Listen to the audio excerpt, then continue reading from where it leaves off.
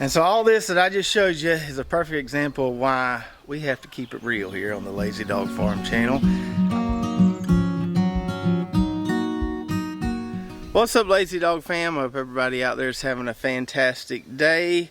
It's a beautiful Saturday morning here on the homestead, but the weatherman is right, and I'm counting on him this time. We're gonna get some rain later today, which means we gotta dig some taters here behind me. Now, some of the varieties we have planted, some of the later maturing varieties like the German Butterball, the plants still look good on those, so we don't need to dig all these taters today, but we need to dig a few of these varieties where the plants are starting to die back significantly. And then after we get these taters dug, we're gonna go back over that way a little bit and check on our maters.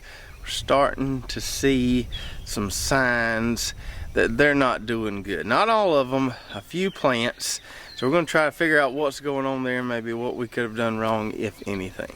So most of these taters, especially the ones right here, kind of closest to me, were looking pretty good a few days ago, and I thought they might hang on for another week or so, but they started going downhill pretty fast, started showing signs of death here like we see on those leaves, which tells us these are ready to harvest. So the first row here, this is our Caribe. This is the earliest maturing variety we have, so we expect this one to die back first.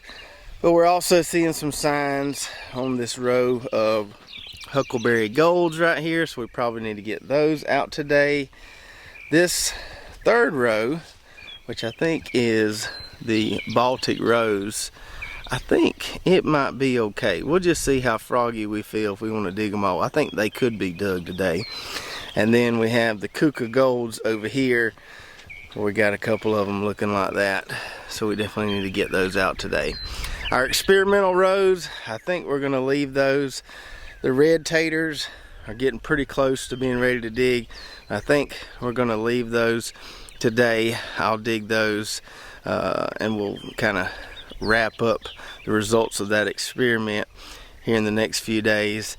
And then these Kennebecks over here, which took forever to come up, looks like we finally got almost a full row on both of those, so we may actually get some results from that experiment. But those plants are looking nice and healthy, as you see there. No worries about digging those anytime soon. Same thing with the German Butterballs. Those actually look really, really good, and not going to dig those until we start seeing some signs of death. Now, last year what we did with our potato trials is we gathered all the potatoes from one row. We weighed those. We knew we started with 5 pounds of seed potatoes, and we kind of figured out what the multiple was as far as how many potatoes can we get from 5 pounds of seed potatoes. And that was a neat little experiment comparing all those varieties, and I think the Red Viking was the one that came out on top last year. We're not going to do that this year with these behind us here. One, because we've already been scratching around in here a little bit. We made some leek and potato soup the other night that was absolutely delicious. And some of these rows didn't come up, completely full. And so I don't think it'd be fair to weigh and compare all the varieties. We'll just kind of look at the relative harvest and see what we get. From what I've scratched around so far, all these varieties have been pretty productive for us, but we'll see once we get the entire row dug. We'll be able to see kind of how many we get. Now, one thing I've always been a little bit curious about with potatoes, we know that potatoes have a maturity date around 100 days. Some of the earlier maturing varieties are probably closer to 90, some of the later maturing varieties closer to 110, 115 days, but just say on average taters take 100 days to mature. So we planted these in mid-February. Here we are past the middle of May, more towards the end of May. So we've definitely hit 100 days from the time we put the actual seed tater in the ground. But I've always wondered, do you start counting days when you put that seed tater in the ground, or you start counting days when you see vegetation emerging from the soil? I don't know. Probably doesn't matter a whole lot, but if anybody out there knows the answer to that question, please do share in the comments below. It's tater time. It's tater time. It's tater time. So today we're digging up all of these taters. It might take a lot. It might take a long time. It might not take a long time. But we're going to do them all. Well, we're starting with different. Right. You remember last episode when we digged up some? This episode we're finishing. Whoa, They're purple. you gotta throw the plants out in the grass. Oh look, these are some purple donkeys. Dig around, Tata, get them taters. Whoa, look at there, Tata. Look a bunch. Oh, look, Abram. Who's helping me? We all Don't are. throw them in there, Tata. Just lay them Here. there. Here, can you bring it closer? Not very deep. Okay. That's Pull, the Tata, pull. good thing about planting them this way. We don't have to dig very far. I can pull two up. I found the smallest potato in the whole world. It was this small. Almost that small. It was almost that big, but it was smaller than that big. You got you some gloves? Yeah, dude. For the ants and not crawl through them. The ants can't crawl through those? No. Well, that's good. This Caribe variety is looking pretty good so far. Almost got 2/3 of a bucket there, about halfway down the road. Oh, let's see if this is a big baby. Oh, that's a lot. Good one's right there. I gotta throw the plants in the grass, okay? Look how this big baby, Abram. All right, got a bucket full of Caribes. Now on to the next row. Stella, are you gonna help or are you just gonna sit there and watch? Titus, Mama's gonna, you just pick them up and Mama's gonna dig because there's some big old fire ants in here, okay? I would say this is the biggest tater we have did. That's a big one. It's bigger than my palm. Look at the fry, baby. You got a frog? Yeah. That's a tater frog. All right, huckleberry golds are done. Got a whole bucket full of those to go with our bucket full of Caribes. Now we probably won't get a whole bucket off these other two rows because they didn't all come up, but we'll see what we get. That's why I keep you dancing on the surface till you lose your mind to the machine. So you keep on dancing on the surface, 'cause I still put that pressure on you. Everybody, we got 2 whole buckets of these purple ones. One of these small buckets of these peach colored ones, and another whole bucket of these yellow ones. See, we have more yellow than the pink, more purple than this bucket than that. Which is your favorite? My favorite colored ones. Yeah, These. the purple ones? Yeah. Yeah, I like those too. Tata, do you have any commentary Yeah. out here in your underwear? Yeah. My favorite is the blonde. The blonde ones? Yeah, the yellow one. Yeah. What about Stella? What's her favorite? I think she prefers those. Okay. All right, well, appreciate you guys' help today. All right. That didn't take long at all. Only about 30 minutes. We got all 4 of those rows dug. And that's why I like to fluff up my dirt good before I plant my taters. Plant them in some fluffy soil. That way when we dig them, we don't have to use a fork or shovel or anything. We just pull up the plants, scratch around with our hands, and get all the taters. So let's take a closer look at all 4 of these varieties from Wood Prairie before we go put them underneath the barn. So we've got the Kuka Gold right here. Kind of looks like a Yukon Gold.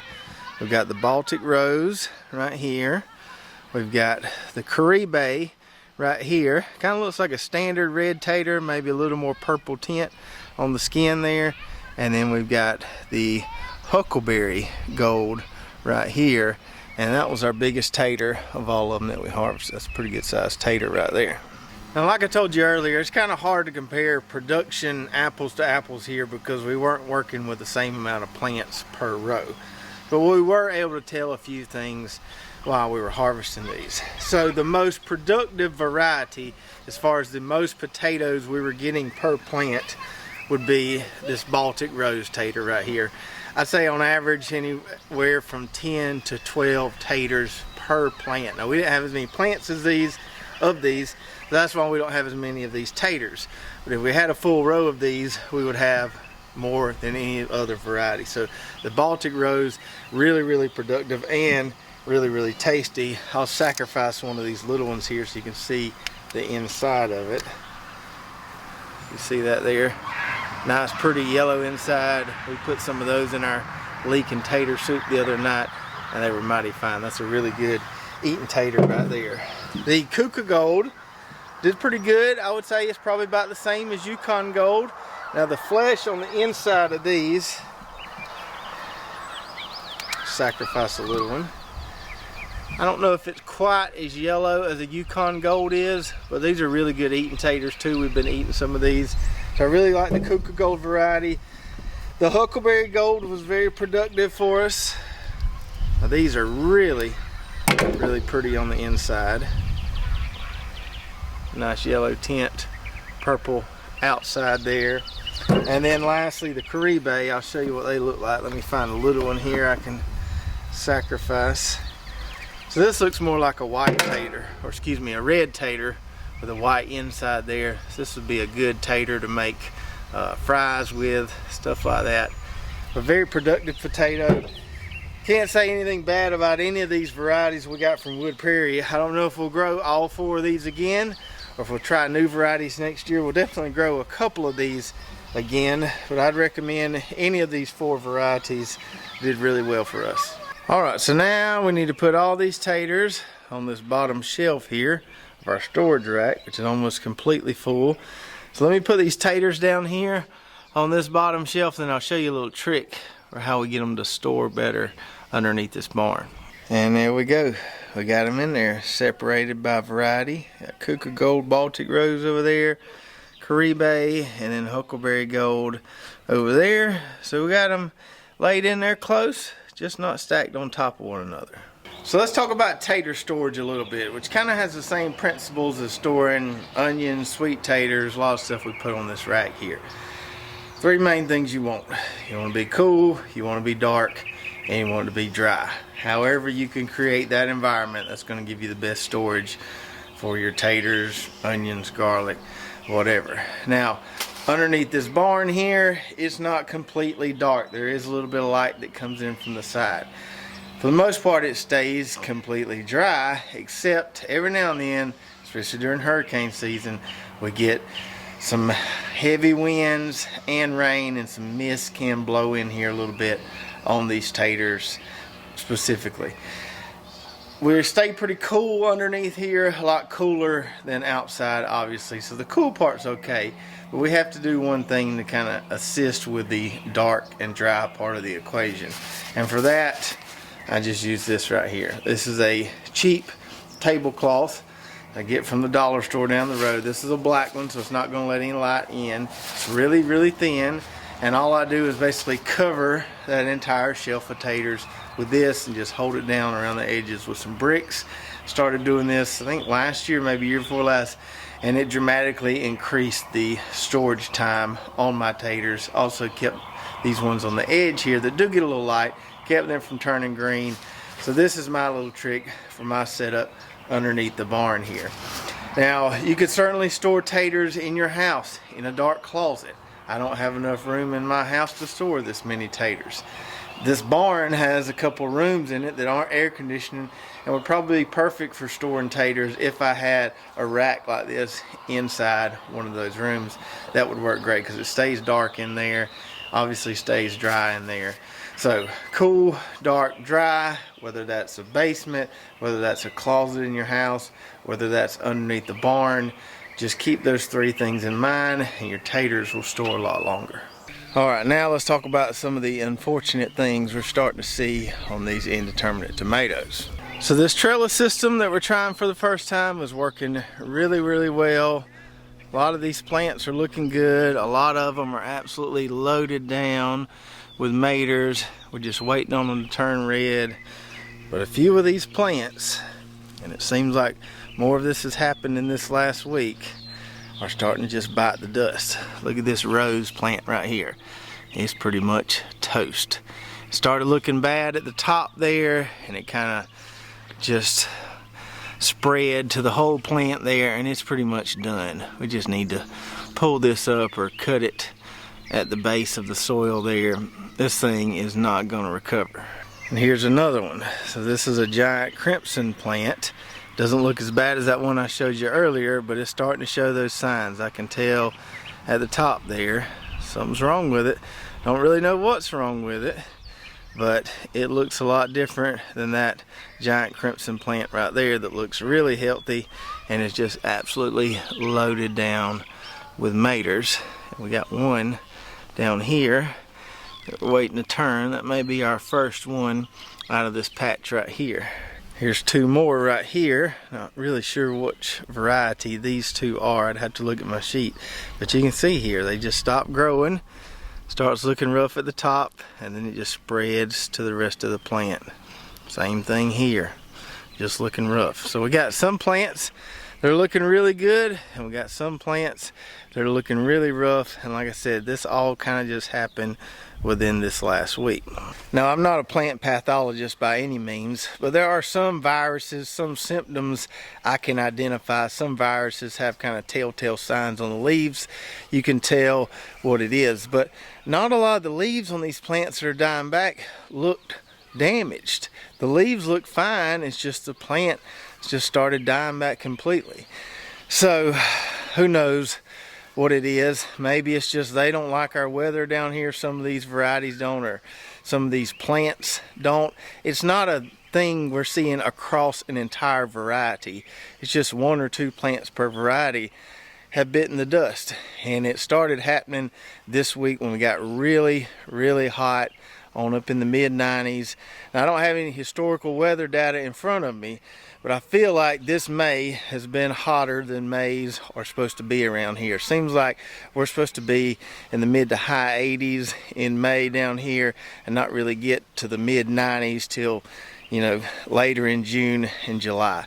I'd have to look at the historical data to see if I'm crazy or not, but seems like it's been hotter this May, and when it got real hot this week, that's when we started seeing these indeterminate plants, which are not really disease resistant. They're not known to be as vigorous as some of the determinate varieties we plant. So we don't expect them to be as hardy, but kind of sucks seeing them go down this soon. And I don't think there's really anything I could have done different to prevent this from happening. We've done basically everything imaginable to have success with some of these tomato varieties. To start off, we had a mustard cover crop growing in here back in the fall and winter, which helps with a lot of soil-borne diseases.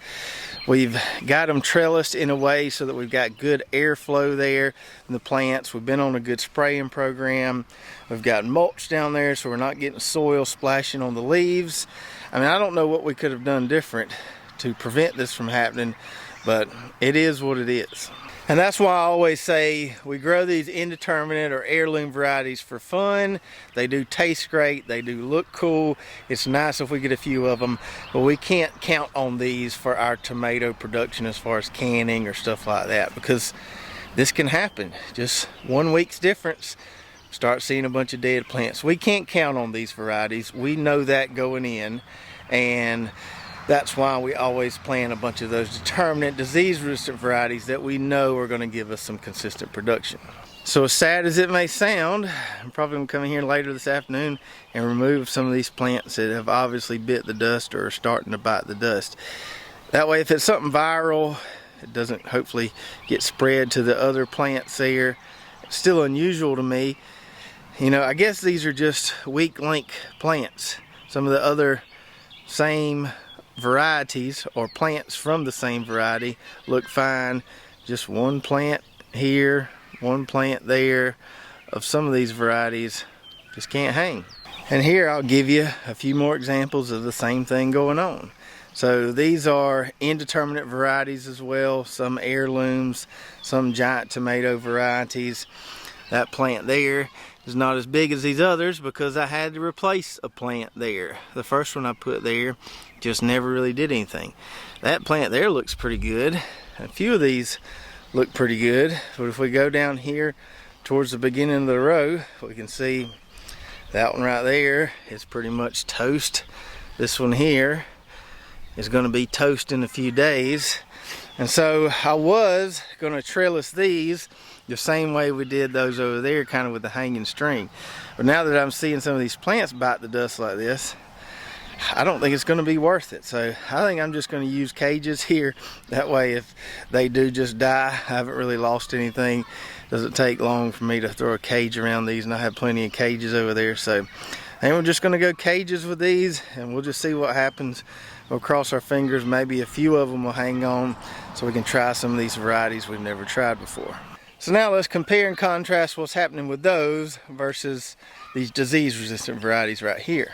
So our Torringina cherry tomatoes, which have a really good disease-resistant package, are looking awesome and are loaded down with tomatoes there. I got some of the bottom of that plant right there I need to harvest. I don't know if you can see that little tinge of orange in there.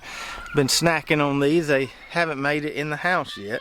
I've just been eating them all out here, but these plants are looking really good. Like I said, they have a good disease resistance package. Most of these determinates here, as you can see, are just as healthy as they can be. I do need to run another line on my Florida weave trellis. These ones more towards the front of the row have outgrown the posts, but they're all looking really, really good. Good to have this disease resistance down here, heat tolerance, whatever you want to call it. These are just more hardy varieties. Now I have started to see a little bit of damage over here, especially at the top right here on some of these. Now I don't know which varieties these are. I have to check my note sheet or my spreadsheet. We're starting to see some issues right there on those. Whatever this variety right here is, it looks amazing, looks fine. But then if we ease on down here, starting to see a little bit of an issue right there. I think we're still going to get a pretty good tomato crop on all of these right here. They're loaded down, getting some big tomatoes in there, just waiting on the turn. But you can see a drastic difference in the health and the appearance of all these as compared to those over there.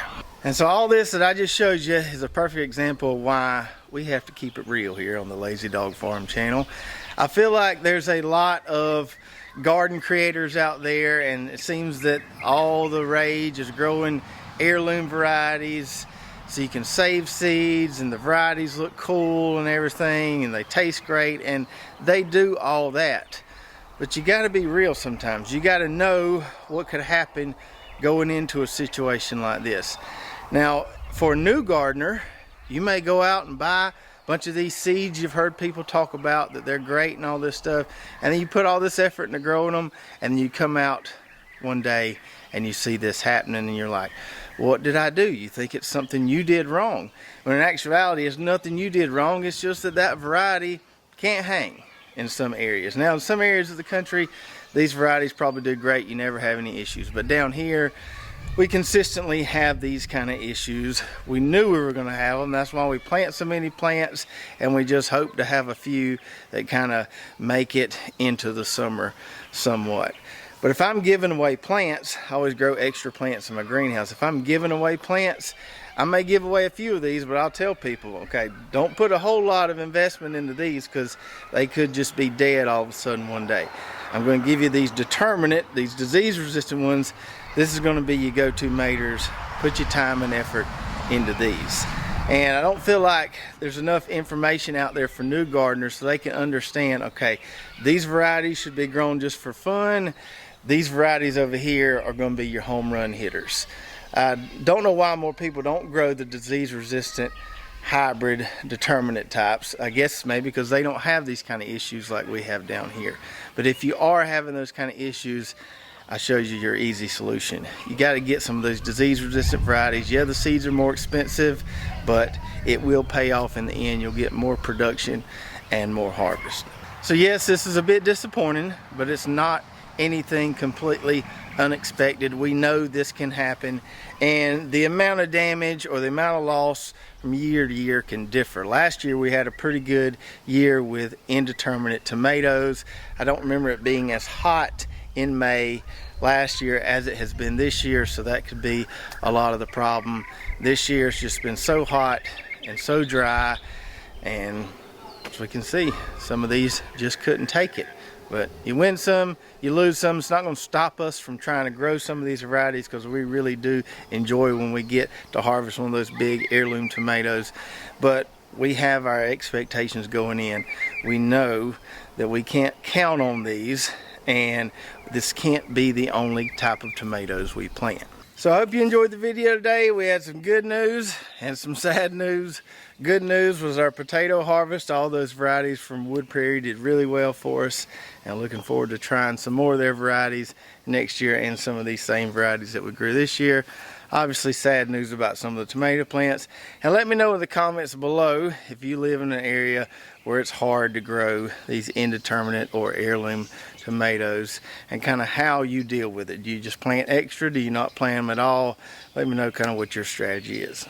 If you're watching on YouTube, make sure to check out our affiliate links below. A lot of great companies that we use in our gardens here at Lazy Dog Farm. We've got some coupon codes for some of those companies, so you can take advantage of those discounts. Don't forget to go check out our website, lazydogfarm.com, where we've got hats, shirts, garden blogs, some awesome recipes from the garden, all kind of good stuff over there. If you did enjoy the video, make sure to subscribe, hit that notification button, like, and share, and we'll see you next time right here at Lazy Dog Farm. Oh, farewell. By the beauty of your life,